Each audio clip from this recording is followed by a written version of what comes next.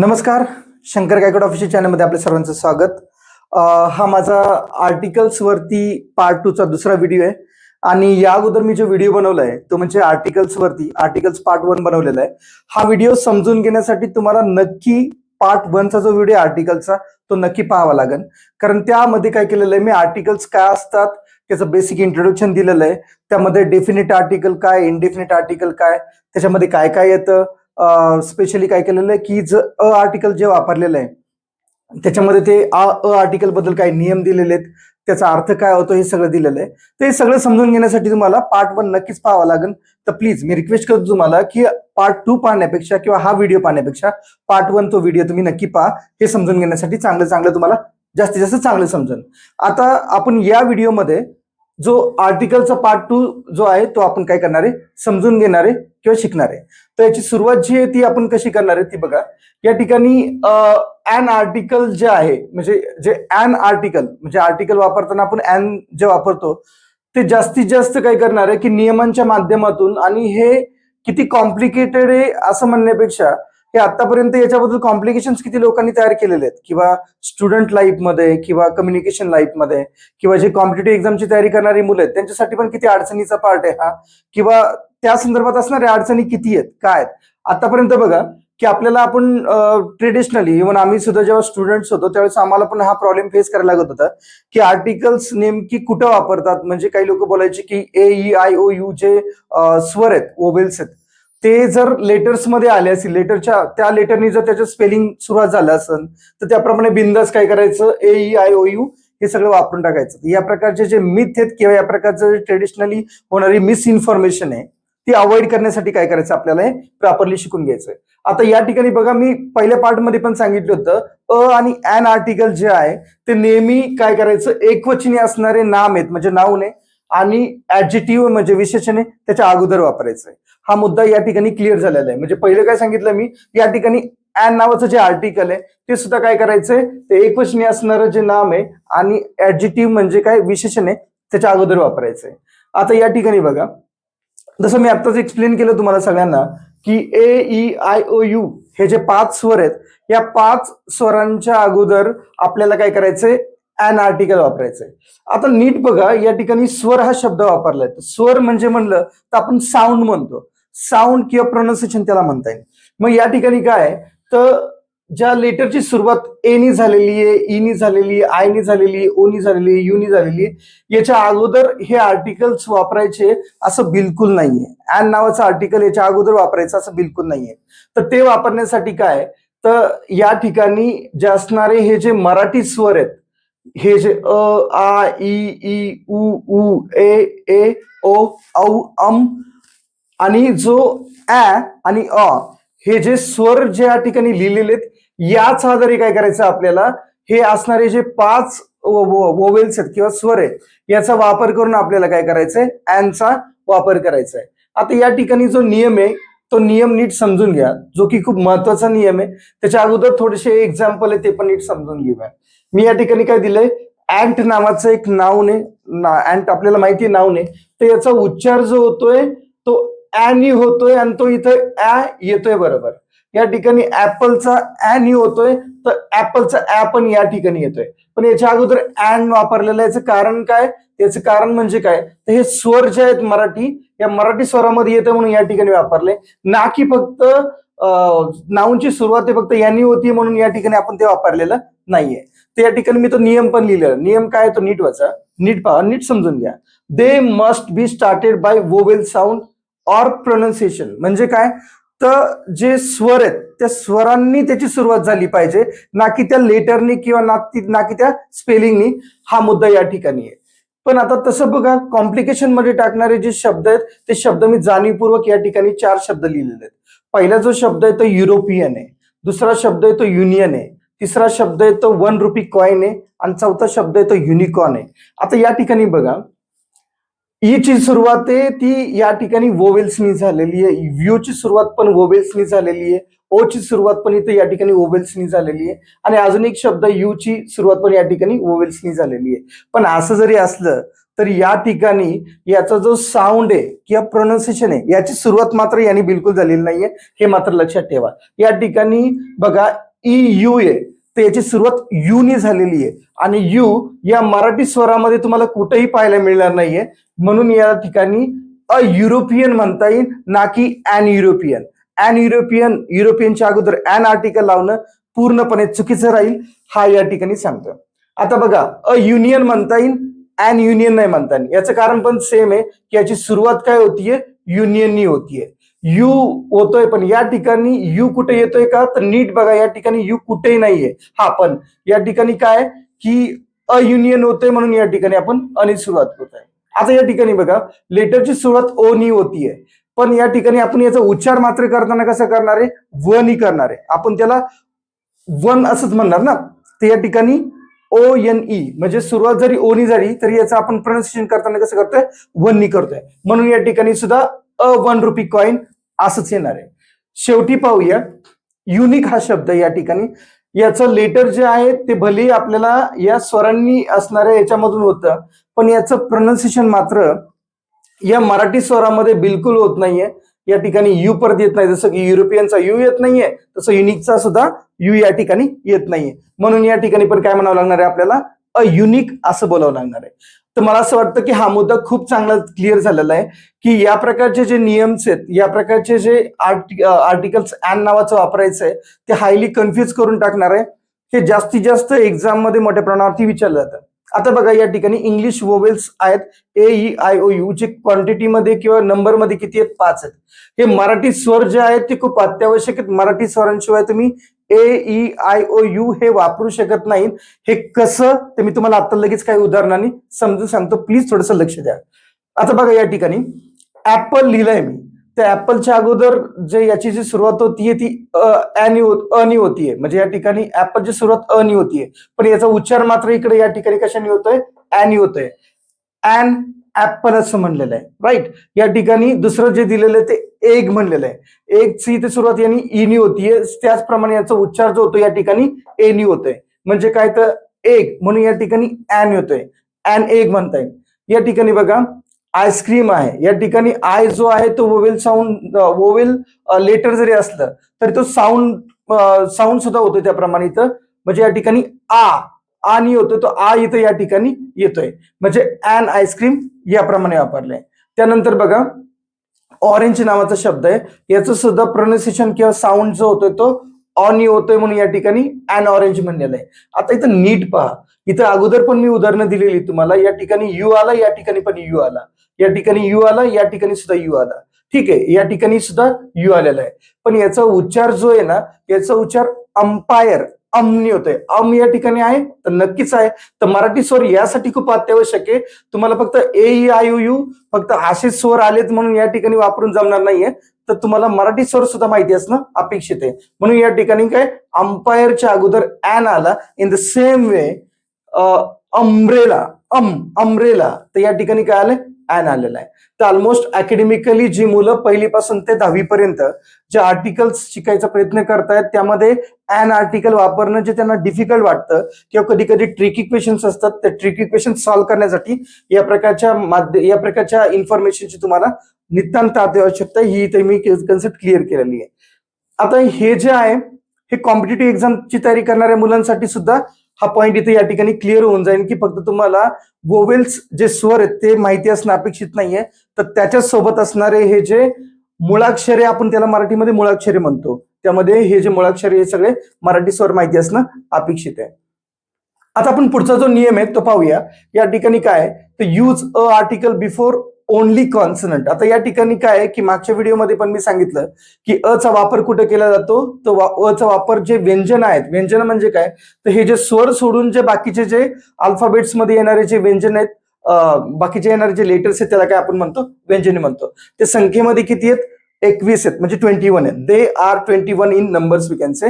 हा एक नियम आहे, हा एक विषय या ठिकाणी क्लिअर झाला. आता आपण पुढे जर पाहिलं तर पाचवा जो आहे तो काय, म्हणजे या ठिकाणी एम लिहिलेला आहे, एस लिहिलेला आहे आणि एल लिहिलेला आहे. बघा, थोडंसं काय होतं की आपल्या देशामध्ये लिटरेसीचं प्रमाण थोडं कमी असतं आणि त्यासोबतच काय की इंग्लिश शिकवणारे, म्हणजे प्रॉपर इंग्लिश शिकवणाऱ्यांची संख्या पण अजूनही म्हणा तशी वाढलेली नाही, ती पण कमी आहे. थोडं वल्गरिटी जास्त आहे किंवा काय म्हणून एक व्हर्नॅक्युलर लँग्वेज जास्त आपल्याला पाहायला मिळेल. आणि त्या ठिकाणी काय होतं की यम जो आहे म्हणजे यमचा उच्चार यम म्हणून केला जातो, यस म्हणून केला जातो. मग या ठिकाणी य वापरला जाईल, या ठिकाणी य वापरला जाईल, या ठिकाणी यल यल म्हणतात. म्हणजे गावंढळ भाषेमध्ये आपण जास्तीत जास्त काय करतो, याचं प्रोनाउन्सिएशन थोडं चुकीचं करतो. तर ते टाळण्यासाठी आपल्याला काय करायला लागणार आहे, हे प्रॉपरली याचं प्रोनाउन्सिएशन आपल्याला शिकून घ्यावं लागणार. तर we have to correct our self in our own way. So this is what I am saying here. Um, यमला आपण कसं बोलणार आहे, तर एम असं बोलणार आहे. यस याप्रमाणे असं बोलणार आहे, एल याप्रमाणे बोलणार आहे. तर हे याप्रमाणे असणारे जे शॉर्ट फॉर्म्स आहेत, या शॉर्ट फॉर्मच्या अगोदर आपल्याला काय करायचंय, अँड नावाचं आर्टिकल वापरायचंय. ते नेहमी लक्षात घ्या. या प्रकारच्या वेगळ्या प्रकारच्या कॉम्पिटिटिव्ह एक्झाम मध्ये या प्रकारचं नक्कीच विचारलेलं आहे. मी तर काही शॉर्ट फॉर्म लिहिलेले आहेत, शॉर्ट फॉर्म नीट समजून घ्या. या ठिकाणी MP असं दिलेलं आहे, हा शॉर्ट फॉर्म आहे. हा शॉर्ट फॉर्म मेंबर ऑफ पार्लिमेंटरियनचा हा शॉर्ट फॉर्म आहे. या ठिकाणी अन आर्टिकल वापरायचं.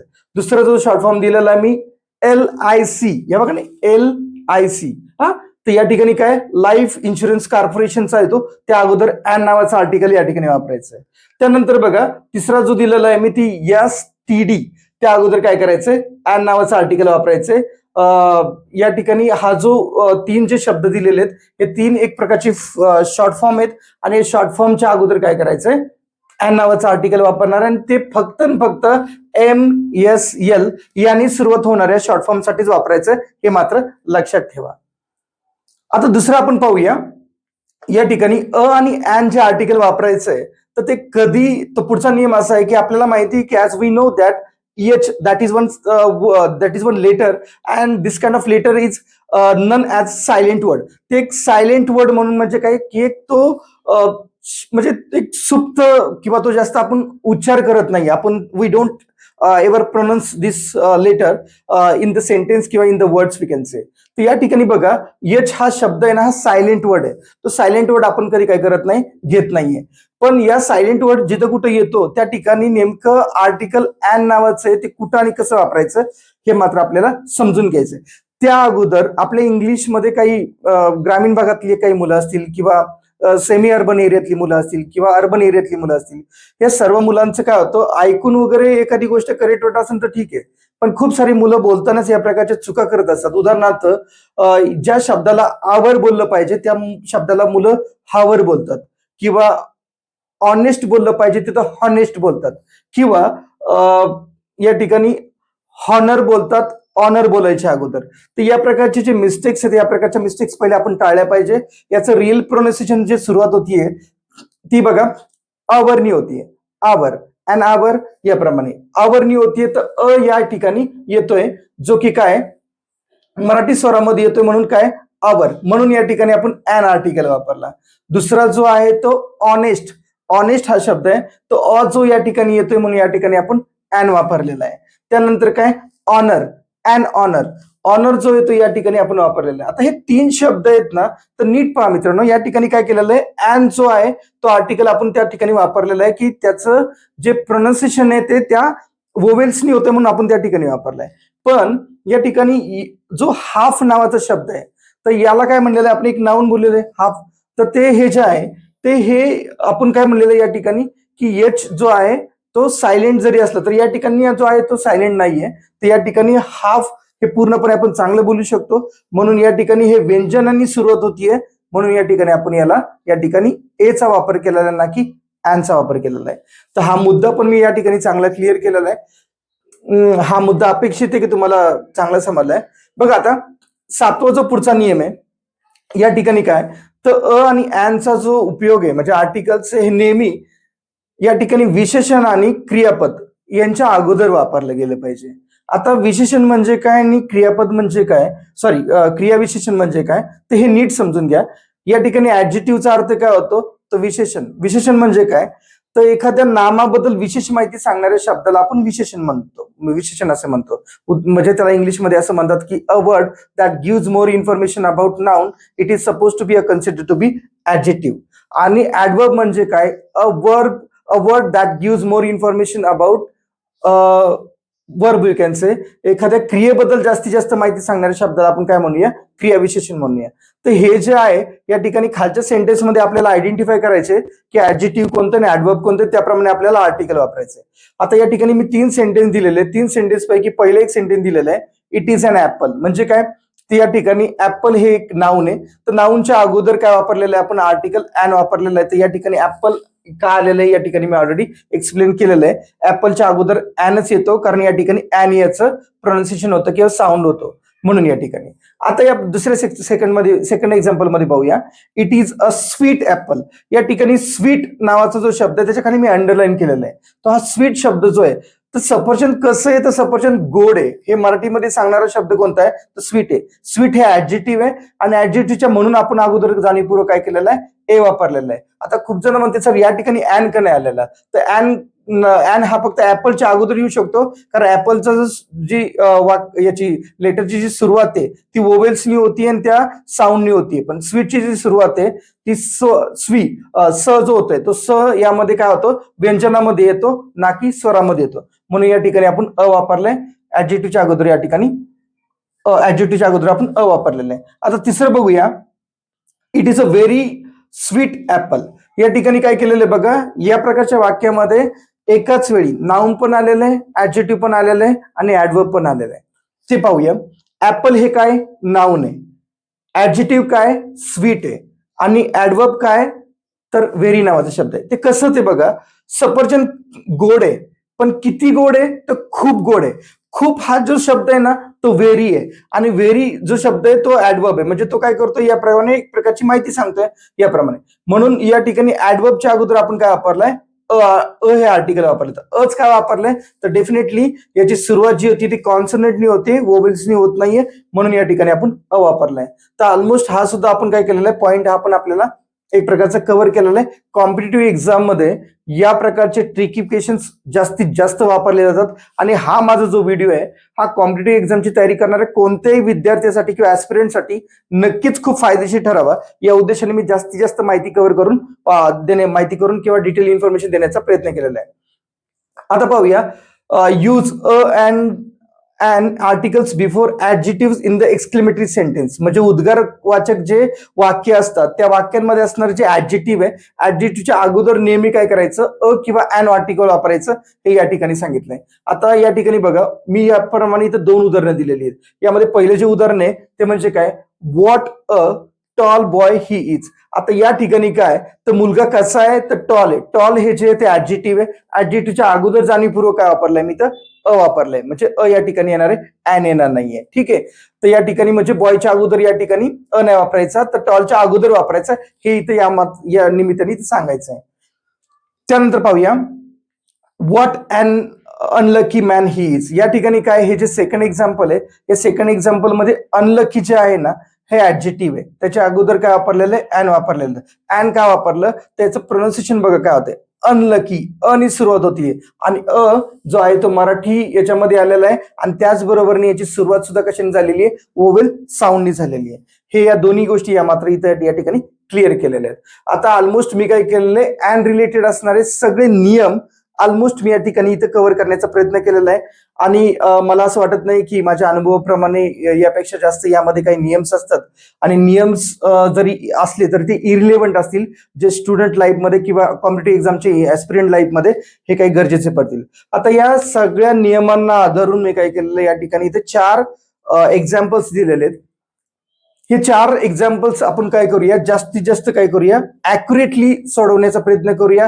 त्याच सोबत याचं उत्तर हेच काय येतं हे पण आपण नीट पाहूया. आता बघूया. पहिलं जे आहे उदाहरण, यामध्ये काय केलेलं आहे, he is dash university scholar म्हणलेलं आहे. आता या उदाहरणामध्ये जसं आता वरती मी दिलेली आहे त्याप्रमाणेच काही उदाहरणं घेतलेली आहे. सो युरोपियनचं उदाहरण दिलेलं आहे. याचं जे लेटर ज्याची जरी सुरुवात वोवेल्सनी जरी होत असली तरी याचा उच्चार जो आहे तो वोवेल्सनी होत नाहीये आणि याच कारणामुळे या ठिकाणी आपण अॅन नावाचं आर्टिकल वापरू शकत नाही. तर आर्टिकल कोणतं येणार आहे मग, तर आर्टिकल येणार आहे अ युनिव्हर्सिटी. म्हणजे काय, तर he is a university scholar या अर्थाने हे वापरलेलं आहे. आता सेकंड एक्झाम्पल बघूया. I have dash 1 rupee coin. आता या ठिकाणी पण काय झालेलं आहे, वरती मी सांगितलेलं आहे तुम्हाला की या ठिकाणी आर्टिकल कशाच्या अगोदर वापरायचं, तर 1च्या अगोदर. पण याचा जो साऊंड जो आहे किंवा भले या ठिकाणी ए ई आय ओ यू मध्ये असणारा जो ओ आहे त्या ओनी जरी सुरुवात होत असली तरी या ठिकाणी काय आहे, तर या ठिकाणी याची जी सुरुवात त्यांनी जरी होत असली तरी याचा स्वर किंवा ओवेल्स त्यांनी होत नाहीये. म्हणून या ठिकाणी काय होतं, आपण या ठिकाणी आपल्याला अचा वापर करावा लागणार आहे, ना की ॲनचा. ॲन आपण या ठिकाणी वापरू शकत नाही. म्हणजे काय, I have a 1 rupee coin असं याचं या ठिकाणी उत्तर येणार आहे. ठीक आहे, आता तिसरं आपण पाहूया. दिस इज रिअली डॅश एन्चॅन्टिंग स्टोरी. आता या ठिकाणी मात्र एन्चॅन्टिंगच्या अगोदर आपल्याला काय करायला लागणार आहे, आर्टिकल वापरायचंय. मग ते कसं किंवा नाही तर ॲन कसं हे आपण नीट पाहूया. आता या ठिकाणी बघा, या ठिकाणी वोवेल्सनी या ठिकाणी लेटरची सुरुवात जरी होत असली तरी याचं जे प्रोनाऊन्सिएशन आहे किंवा साऊंड आहे तो साऊंड कशाने सुरुवात होत आहे याची सुरुवात जी होतीये ती याची सुरुवात एन्चॅन्टिंग या ठिकाणी सुरुवात होतीये. ती कशाने, तर साऊंडनी सुरुवात होतीये. कोणत्या, तर या ठिकाणी असणाऱ्या मराठी स्वरामध्ये. म्हणून या ठिकाणी आपण काय करणार आहे, ॲन नावाचं आर्टिकल वापरणार आहे. या ठिकाणी आपण आर्टिकल वापरू शकत नाही, लक्षात घ्या. ठीक आहे, he wants to become dash actor. आता या ठिकाणी काय, याची सुरुवात जी आहे ऍक्टरची, म्हणजे हा या ठिकाणी ऍक्टरच्या अगोदर आपल्याला आर्टिकल वापरायचं आहे. याची सुरुवात कशाने होतीये, याची सुरुवात या ठिकाणी नावाचं जे वोवेल आहे त्यांनी पण होतीये आणि त्याचा उच्चार पण कशाने होतोय, या ठिकाणी असणारी जो आहे त्या ॲन याची सुरुवात होतीये. म्हणून या ठिकाणी आपल्याला ॲन ऍक्टर म्हणावं लागणार आहे. मग काय, he wants to become an actor. तर हे सगळं जे आहे या ठिकाणी ॲन येणार आहे, या ठिकाणी ॲन येणार आहे, या ठिकाणी युनिव्हर्सिटी स्कॉलर येणार आहे किंवा या ठिकाणी 1 रुपी कॉइन येणार आहे.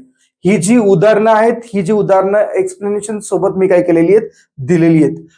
आय होप या ठिकाणी दिलेले रूल्स, त्या ठिकाणी दिलेलं एक्सप्लेनेशन, त्याचसोबत दिलेली काही एक्झाम्पल्स आहेत, हे सगळं तुम्हाला चांगली कळले असतील, समजले असतील.